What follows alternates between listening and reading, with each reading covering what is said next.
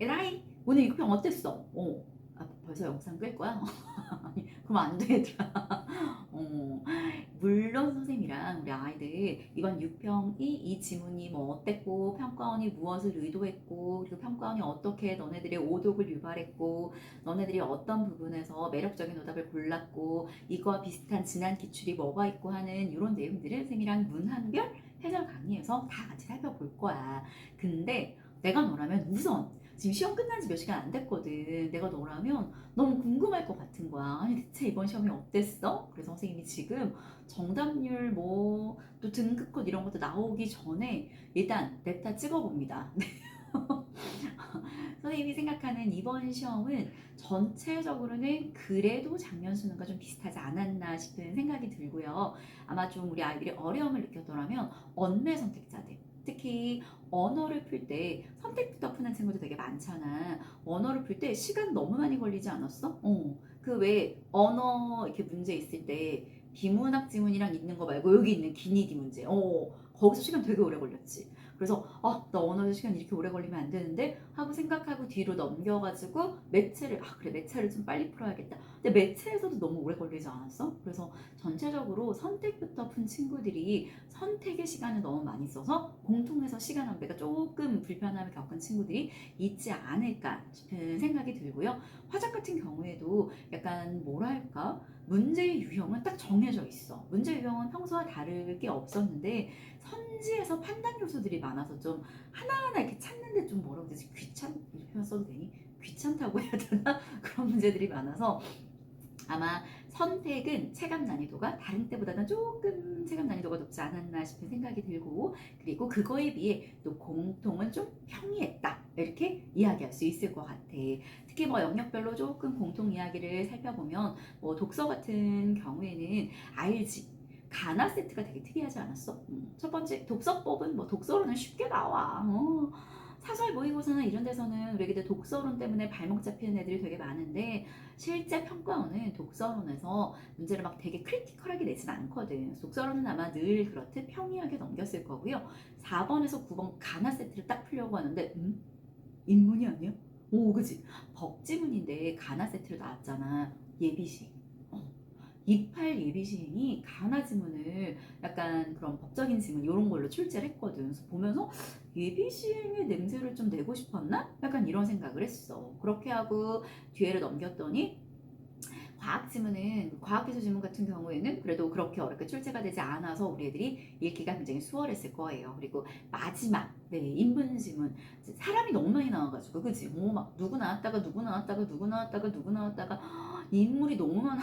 인물이라고 해야 돼? 관점을 가진 철학자들이 너무 많이 나와가지고 그거 읽을 때 조금 불편했던 거 말고는 지문의 난이도는 평이했을 거라고 생각합니다. 재미있게도 독서는 가나 지문에 나온 가를 빼고는 모두 다 EBS 연계였어요.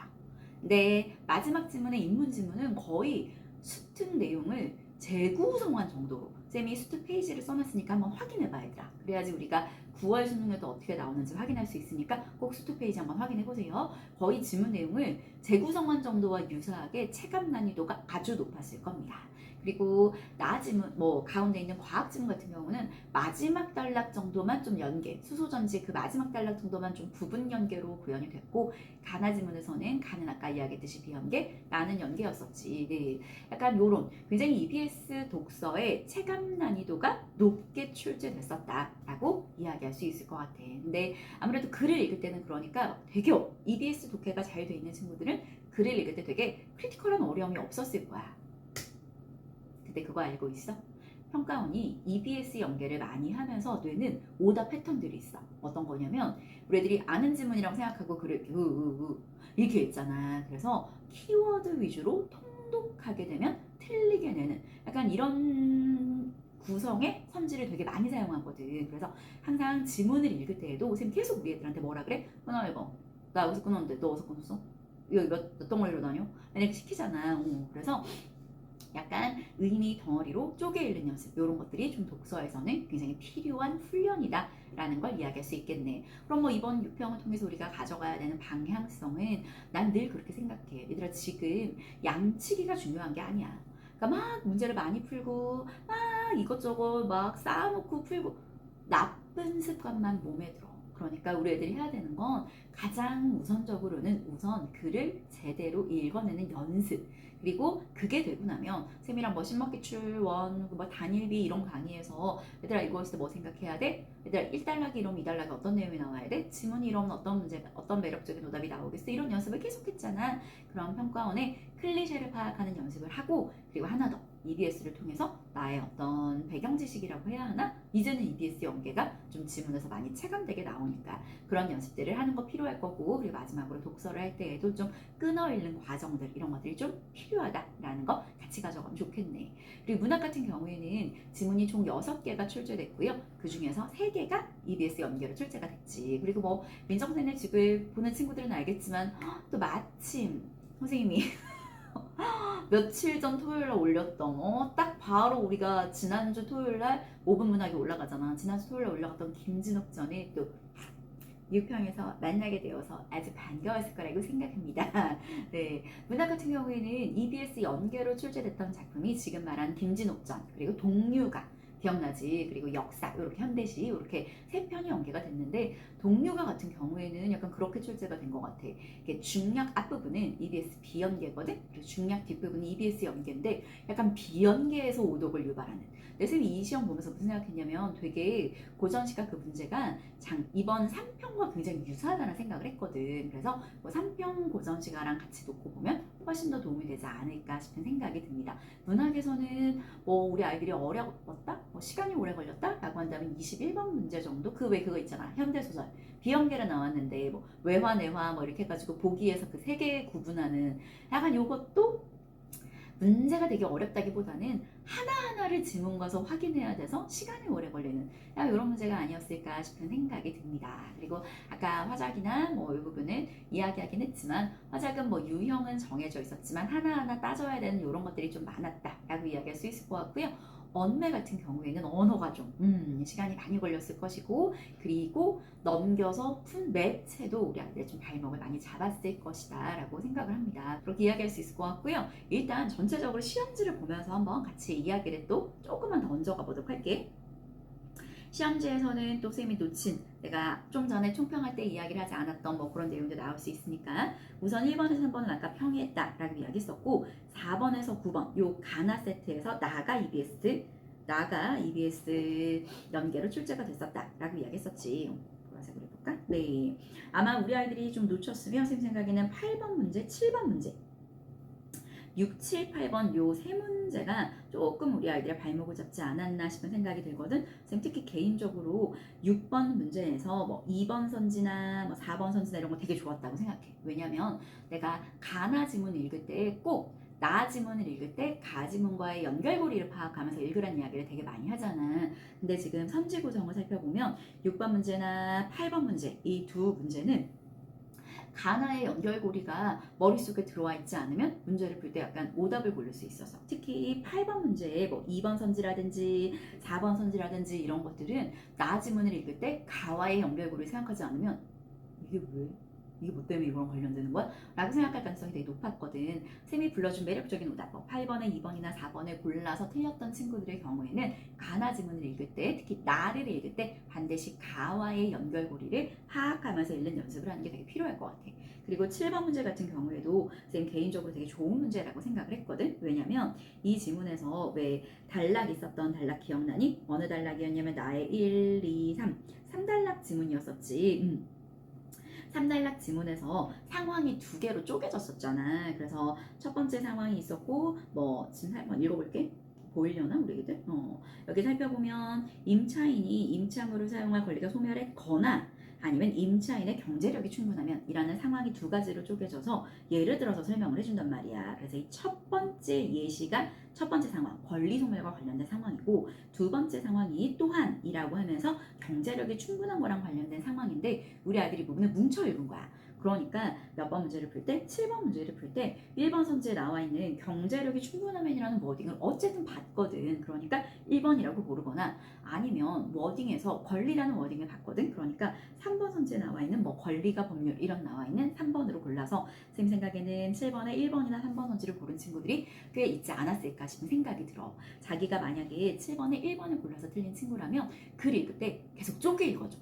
막 또한 그럼 이제 앞뒤에 쪼개야 되잖아. 뭐뭐하거나 그럼 앞뒤에 쪼개야 되잖아. 약간 이런 것들이 평가원이 굉장히 우리 아이들의 오독을 유발하는. 특히 나지문 같은 경우도 아까 이야기했지만 EBS 연계니까 연계 지문은 우리 아이들이 되게 봤네? 하고 훅 넘긴단 말이지. 그래서 그렇게 오독을 유발하는 경우가 많으니까 끊어읽기의 중요성을 보여준다라고 생각하면 될 것 같고, 특히 이 문제 같은 경우에는 정답이 4번이었는데 더 이상 임차인의 생활이나 생업의 근거가 아니다라는 이 말 자체가 지문의 워딩이 그대로 나와 있는 게 아니라 동어치환된 선지잖아. 그러니까 우리 아이들이 이렇게 표현, 키워드에 집착하는 친구들은 권리라는 키워드 때문에 3번을 골랐을 것이고, 표현이 아니라 그 말이 무슨 의미를 파악하는지를 씹어본 친구라면 아마 정답을 고르지 않았을까 싶은 생각이 듭니다. 그래서 이 가나 세트에서는 6, 7, 8번 요 세 문제가 좀 굉장히 평가스러운 유의미한 세트였다라고 이야기할 수 있을 것 같아.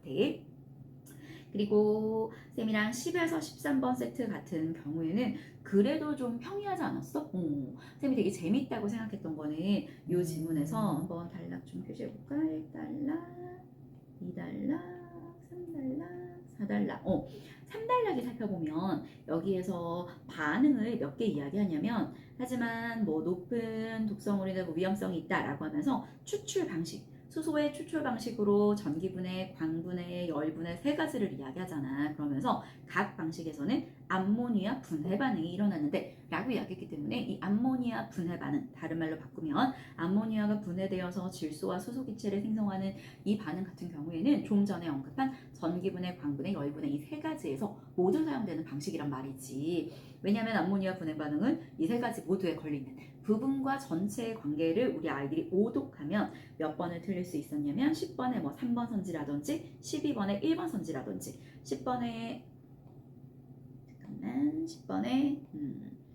3번 선지라든지 12번에 1번 선지라든지 이런 선지들은 전부 다 부분과 전체의 관계에 약간 오독이 일어나서 골랐던 선지들이 아닐까 싶은 생각이 듭니다. 그리고 12번 같은 경우에는 지문에 나와 있는 이 원리를 좀 어쨌든 뭐 몇 대 몇 대 몇이다 라든지 뭐 얘를 분해해서 몇 개가 된다든지 하는 그 원리가 머릿속에 잘 들어와 있지 않으면 틀릴 수 있는 문제가 아니었나 싶은 생각. 이 세트에서는 우리 아이들이 좀 놓쳤다면 12번 문제가 조금 어렵지 않았을까 싶은 생각이 듭니다. 그리고 14에서 17번 세트는 그러니까 이야기했듯이 EBS랑 너무 비슷하게 출제가 됐기 때문에 괜찮지 않았니? 뭐 틀렸으면 16번, 17번 정도? 특히 16번 같은 경우에는 우리 아이들이 요거 계속해서 출제되고 있는 패턴이잖아. 그쵸? 재작년부터 계속해서 출제되고 있는 뭐 그래서 이 입장이 이거에 대해 동의한다, 동의하지 않는다 뭐 이런 선지로 계속 구현이 됐었는데 16번 문제가 조금 우리 아이들이 읽을 때 불편했던 이유는 씹었어야 됐기 때문이야. 상충하지 않는다. 그러니까 결국에 상충하지 않는다, 서로 충돌하지 않는다는 이야기는 무슨 얘기야? 얘랑 입장이 거의 비슷하다라는 이야기잖아. 근데 이게 부정어로 끝났기 때문에 우리 아이들이 약간 부정하는 건가? 이런 식으로 이렇게 휙 선지를 읽으면 오독할 수 있게 만들어낸 선지가 아니었나 싶은 생각이 들어. 그리고 17번에서는 아마 제 생각에는 1번 선지를 우리 아이들이 좀 많이 고르지 않았을까 싶은 생각이 들거든. 그러니까 나머지 선지는 그래도 좀 잘 읽히는데 1번 선지 같은 경우에는 이렇게 얼핏 보면 되게 게다가 왜냐면 이 보기에서 뭐라는 말이 나와 있어? 뭐 칸트에 따르면 이런 거를 뜻하는데 나는 칸트와 뭐라고 되어 있어? 달리 이렇게 되어 있으니까 그러면 모든 내용이 칸트와 다르구나 라고 생각이 들어서 약간 자의적으로 이원화를 시켜서 17번 문제를 조금 놓친 친구들이 있지 않을까 싶은 생각이 듭니다. 게다가 선지가 이중부정으로 구성되어 있지. 얘들아 지금 1번에서 17번까지 독서를 다 하고 나니까 선생님이 좀 많이 했던 말이 있는 것 같아. 선지를 씹어야 된다. 그리고 이중부정이다. 이런 거죠. 상충하지 않는다. 이걸 뭐 이중부정이라고 물어보면 뭐 이중부정까지는 아니지만 어쨌든 한번 이렇게 거쳐야 되는 선지잖아. 이런 것들이 2, 4학년도에서 킬러를 없애겠다라고 말한 그 뒤로 계속해서 평가원이 반복적으로 내고 있는 패턴이거든. 그러니까 선지를 읽을 때에도 지문 읽는 것처럼 힘을 기울이는 게 필요할 것 같아. 선지를 읽을 때도 끊어 읽어주는 거 필요하고 선지 조금 씹어주는 거 필요하고 이렇게 휙 이렇게 문제를 푸는 게 아니라 약간 이런 부분들을 좀 유념하면 좋지 않을까 싶은 생각이 듭니다. 18에서 21번의 표구 뜻을 몰랐던 건 아니지? 설마. 아마 선생님 봤을 때는 이 세트에서는 21번 문제가 좀 우리 아이들한테 시간이 되게 오래 걸리지 않았나. 나도 오래 걸렸거든. 선생님도 이 지문에서 뭐 이 구절이 어디 있는지 지문에 갔다가 또 확인했다가 왔다 갔다 해야 되고 되게 편지 내용이 띄어쓰기가 하나도 안 돼 있잖아. 그래서 뭔 소리야? 이렇게 하면서 문제를 풀지 않았을까 싶은 생각이 드네. 그리고 고전시가, 요즘 고전시가랑 수필 같은 경우에는 그래도 수필은 최근에 나온 수필 중에 제일 평이하게 출제되지 않았니? 보통 6평에서는 비연계 고전 수필이 출제가 돼서 우리 아이들의 발목을 잡는 경우들이 되게 많았는데 이번 같은 경우에는 뭐 이태준, 소설가기도 하잖아. 이태준의 수필이 나와서 비연계긴 하지만 그래도 최근 나왔던 수필 중에서는 가장 평이한 난이도의 세트였다라고 이야기할 수 있을 것 같아. 그리고 가지문 같은 경우에는 이 부분 지금 A블럭이 B연계로 출제가 됐잖아. 근데 B연계로 출제된 A블럭의 단독 문제가 24번 문제여서 우리 아이들이 약간 선생님 생각에는 2번 선지를 좀 지우기가 만만치 않지 않았다? 만만치 않았다 이렇게 이야기할 수 있을 것 같아. 그래서 2번이라고 바로 낚였거나 아니면 이제 밑으로 내려가면 답이 4번인 건 확인할 수 있었겠지. 근데 그 되게 선지 구성이 좀 재밌는 게 살펴보면 이걸 읽을 때는 내가 아까 3평이랑 되게 비슷하다고 했잖아. 왜 3평이랑 비슷하냐면 발화자가 있고 내가 본 건지 들은 건지 뭐 약간 이런 것들을 구별해야 되는 패턴이었단 말이지. 그래서 출제하게 내는 의도가 있어. 아니, 기획문이잖아. 그러니까 여정, 견문, 감상을 구별해야 돼. 이런 말들을 되게 많이 하는데 그냥 이런 걸 내는 거야. 지금 봐봐. 선지 1번 선지를 내는 거 보면 화자가 제시하고 있다. 그러니까 화자가 이런 모습 자기가 본 거지. 2번 선지는 화자가 중에게 들은 말을 통해 3번 선지도 마찬가지. 그리고 4번 선지는 중의 말을 듣고 자기가 올라갔고 중의 말을 듣고 자기가 이렇게 하면서 그 선지 구성을 살펴보면 약간 그 기행문의 특징을 뽑아내서 설명하고 싶었다라는 것들을 알 수 있을 것 같아요. 쌤이 수업하면서 신막 수업하면서도 동료가 되게 중요해. 얘들아 잘 살펴보는 게 좋을 것 같아. 내가 출제를 하면 이렇게 낼 수 있는 포인트가 되게 많다고. 여정, 견문, 감상 구별하는 문제도 낼 수 있고 뭐 관동력과 묶어서 낼 수도 있고 라고 이야기했었는데 아니면 뭐 그런 그 지역을 유랑한 거랑 같이 묶어서 나올 수도 있고 라고 이야기했으면 선생님 사실 수필 이야기했었을 거야. 기억나니? 선생님이 산정무안이라는 수필 얘기하면서 선생님이 출제자라면 동료가와 그런 그쪽 지방을 간 그 수필, 산정무안이라는 수필 이런 거랑 묶어서 같이 낼 수 있을 것 같아 라고 이야기했는데 산정무안 말고 네 이태준의 해촌일지가 같이 나왔네요. 네, 약간 이렇게 보면 뭐 괜히 평가하는 딸이 아니지. 선생님 생각에는 27에서 30번 같은 경우에는 김진옥조는 그래도 선지들이 좀 평이하지 않았나, 문제가 좀 평이하지 않았나 싶고 특히 29번 문제 같은 경우에는 난이도 때문이 아니라 28 예비시행이랑 되게 비슷한 것 같아. 그러니까 선생님이 28 예비시행 해설한 그 28 예비시행이 이래 이런 문제가 이렇게 나왔어 라고 설명한 그 영상이 있거든. 그 영상에서도 되게 뭐라고 이야기했냐면 좀 학생들의 뭐 수행평가 학생들의 감상문, 학생들의 참여, 약간 이런 게 되게 많이 주가 된다라고 이야기했었는데 이번에도 보면 29번 문제도 뭐 학생이 감상문의 일부이다. 그리고 아까 앞에서도 기억나지? 몇 번에서 같이 살펴봤었냐면 어디 갔니? 이 문제 친구 그 친구 어디 가서 가나에 있던 친구 내가 넘겼구나. 가나가 아니지 17번 문제 17번 문제에서 보기는 자꾸 플로리다라고 이거 망했어. 플로리디 플로리디와 학생이 나름 가상의 대화이다 라는 이런 패턴의 문제들이 되게 예비 시행의 어떤 지향점들과 굉장히 유사하지 않나 라는 그런 생각을 해봤습니다. 현대시 같은 경우는 가는 비연계고 나는 연계였는데 그래도 비연계긴 하지만 34번 보기에서 좀 친절하게 설명을 해줘서 우리 아이의 답을 고르는 데는 어려움이 없지 않았나 싶은 생각이 듭니다. 그래서 전체적으로 이야기하면 문학은 좀 평이하게 출제됐다. 대신에 21번 아까 그 외환회화 나오는 그 문제가 조금 우리 아이들의 시간을 많이 잡아먹을 수 있지 않았나 싶은 생각이 들고요. 독서 같은 경우에는 읽으면서 몇 문제 너네들이 매력적으로 고를 수 있었던 오답들 불러줬으니까 그것들 위주로 살펴보면 좋을 것 같아. 화작은 특이한 유형은 없었는데 시간이 좀 걸렸더라면 선생님 생각에는 뭐 40번 문제가 시간이 조금 걸리지 않았을까 싶은 생각이 들고 41번 문제 같은 경우에도 답이 2번이었는데 예상되는 상황을 가정했다는 그 말이 동아리에 들어오면 이걸 예상되는 상황을 가정했다고 볼 수 있나라고 답을 고르면서도 이게 답일 수밖에 없으면서도 조금의 찜찜함을 남긴 선지가 아니었나 싶은 뭐 그런 생각을 해봅니다. 그리고 언매 같은 경우에는 제 생각에는 야 이거 대박이지 않아? 아니 시험 보고 나서 현관 친구들 연락이 온 거야. 이 정도면 출제자가 문법집을 그대로 가져간 거야.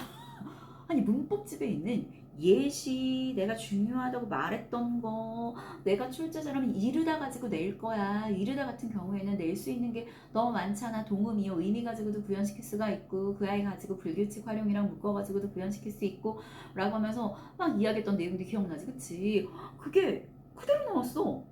특히 이 나와 있는 그 A 블럭에 나와 있는 뭐 반몸 W로 교체됐다, 반몸 J로 교체됐다, J가 첨가됐다. 요거 되게 구별하는 거 중요하다고 막 이야기하면서 연습 엄청 시켰잖아. 한 페이지 내가 전부 다 이거잖아.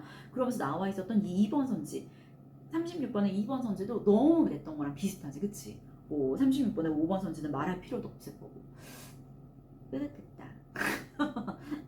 근데 37번 문제가 우리 아이들의 시간을 좀 많이 잡아먹지 않았을까. 제 생각에는 36, 7번 이 두 문제 좀 많이 틀렸을 것 같고, 특히나 37번에서 우리 아이들이 피동전미사랑 사동전미사도 구별해야 하고 피사동도 구별해야 되고, 특히 피사동 구별하는 뭐 이런 문제들 우리 아이들이 여기 3번 선지에 있는 피사동, 3번 선지를 골랐다면 피사동 구별 못한 거고, 니은에는 서술어로 기능하는 안긴 문장 서술절 파악해야 되는데 그 서술절 같은 경우에도 친구가 마음이 여려서 약간 요거를 서술절로 파악하지 못해서 우리 애들이 놓치지 않았나. 그리고 본용어과 보조용어의 결합인지 본용어 더하기 본용어인지를 구별하지 못해서 2번 성지 고르지 않았을까 싶은 생각이 들어.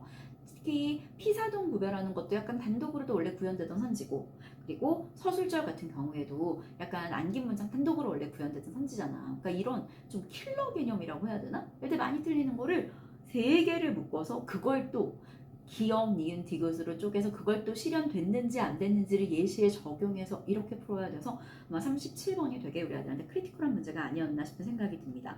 38번은 그래도 괜찮았던 것 같고요. 아마 언어에서는 43번 문제가 굉장히 발목을 잡지 않았을까 싶은 생각이 들어. 시간 되게 오래 걸렸지. 매체에서지. 제 생각에는 우리 아이들이 틀렸더라면 매체에서 43번 문제에서 시간을 굉장히 많이 허비하지 않았을까 싶은 그런 생각을 해봅니다. 그리고 뭐 넘겨서 45번도 어쨌든 시간을 좀 잡아먹지 않았나 싶은 뭐 그런 생각들. 전체적으로 시험이 어땠다, 그리고 어떤 문제에서 너가 이런 발목을 잡혔을 수 있어 라는 것들을 되게 빠르게 따르르 살펴봤는데, 선생님이랑 한 문제당 이거 읽었을 때 어떤 생각했어야 돼? 너네 1단락 읽고 나서는 2단락으로 넘어가기 전에 어떤 사고 과정이 필요했어? 너네 어떤 식으로 출제자가 매력적인 오답을 만들어낸 것 같아? 너네 이거 제대로 읽었으면 여기 밑줄 쳐 있어야 돼. 이런 생각하고 읽었어야 돼. 라는, 그래서 그런 걸 통해서 내가 운이 좋아 시험을 잘 본 건지 아니면 실제로 평가원의 의도대로 문제를 푼 건지 이 내용을 꼭 해설 강의를 통해서 비교해줘야 되더라. 나 그 해설 진짜 싫어해. 1에서 답이 3번이다. 그거 왜 하는 거야? 그런 해설 강의는 해설지를 읽어. 선생님은 철저히 평가원의 시선에서 어떤 보이지 않는 단락과 단락 사이에 우리가 끼워 넣었어야 되는 생각, 그리고 평가원의 의도, 그리고 이것이 반복됐던 지난 기출의 클리셰들을 해설 강의에서 다 진행할 거야. 근데 내가 너무 우려되는 건 이거지. 난 정말 열심히 준비하고 있거든. 근데 내 시험이 아니잖아. 너가 들으면서 그냥 그렇군, 오 역시 평가원 이렇게 하면 안 돼. 너가 생각을 많이 하고 고민을 많이 한 다음에, 그리고 나서 나도 저 생각을 했는데 내 시험 볼 때까지 생각을 못했지만 어쨌든 나의 공부 방향이 맞구나. 아니면 내가 생각한 걸 그대로 다 얘기하네. 나 진짜 민정쌤이랑 지금 80% 이상 사고가 유사해졌구나. 뭐 이런 것들은 꼭 생각하면서 강의 들을 수 있게 준비 많이 해와. 쌤이 했던 거 기억나니? 나의 유명한 명언 중에 하나, 유평 오답 정리 안 하면 수능 오답 정리한다. 알았지? 이번 시험이 어땠다가 중요한 게 아니야. 야, 숫자는 하나도 안 중요해. 이 시험이 나에게 무엇을 깨우쳐 줄 것인가가 훨씬 중요하겠지. 우리는 지금부터 하루에 1점씩만 올려도 돼. 봄! 야, 하루에 1점만 올려도 100점이 넘게 올라. 근데 하루에 1점 올라면 어떻게 해야 돼?